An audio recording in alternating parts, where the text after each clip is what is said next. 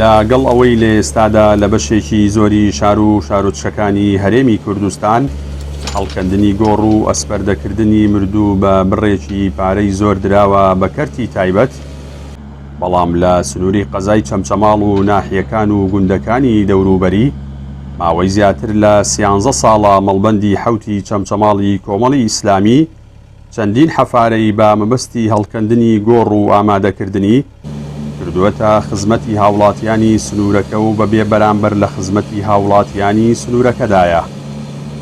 هاوکات ماوەی زیاتر لە 7 ساڵیشە چەندین ئەمبوڵانسی بە مەبەستی گواستنەوەی تەرم بۆ هاوڵاتیان دابین کردووە.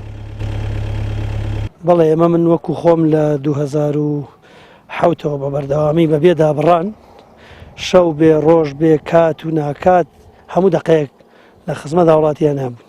4 ژمارەم پێتر 2 ئاسیا و 2 کۆڕەکەم پێ هیچ کاتێکدا نەخراوە ژمارەی من هەر دقەیەک کە تەلەفۆنمان بۆکەن ئەگەر لە سەر ئیشی خۆشم بم بەجێ هێلم ئەچم بەدەمەوە هاوڵاتیوە تا ئەو جەنازەی ئەسپاردنەکەم ئیشەکەی خۆمەوەستێنم.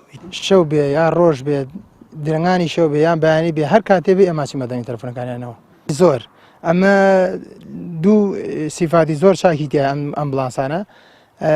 یەکەم شت بۆ زستان زۆر مهمە، هەم بۆ باران و بۆ بەفر و ئەمانە زۆر شتێکی چاکە، هەم بۆ هاوینش لەبەر گەرماوشت نییە ئێستا لەبەر تەبری داتا قەبەرسان.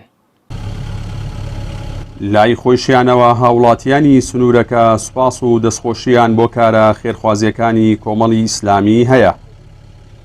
بەرپرسی مەڵبەندی حەوتی چەمچەماڵی کۆمەڵی ئیسلامیش دەڵێت جگە لە سەنتەری قەزاکە و با مەبەستی خزمەتکردنی زیاتری هاوڵاتیانی سنوورەکە لە هەریەک لە ناحیەکانی شۆڕش و تەکیە و ئاغجەلەر حەفارە و ئەمبوڵانسیان بۆ هاوڵاتیان دابین کردووە. ئاماژە بەوەش دەکات ئەو ناحیە و گوندانەی کە حەفارە و ئەمبوڵانسیان نییە هەر کات پێویستیان پێبێت ئەوانەی ناوشاریان بۆ دەنێرن.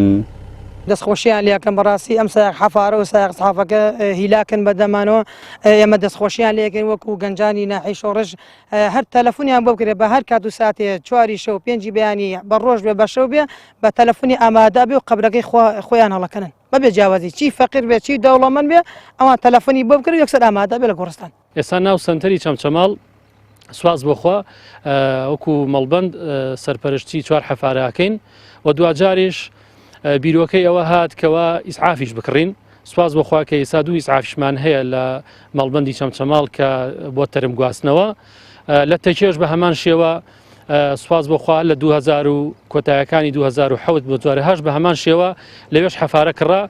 ئەو دۆست و برادرانەشمان هەبوون لە ئاغجەلەرەوانیش بە هەمان شێوە لە ئاغجەلەریش لە ناحیە ئاغجەلیش بە هەمان شێوە ئەوانیش حەفاریان کڕی.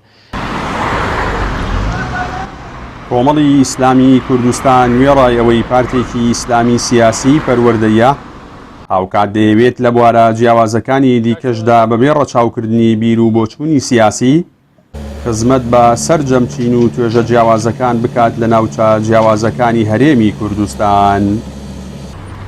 جەلال جەباری، کەناڵی ئاسمانی پەیام، چەمچەماڵ.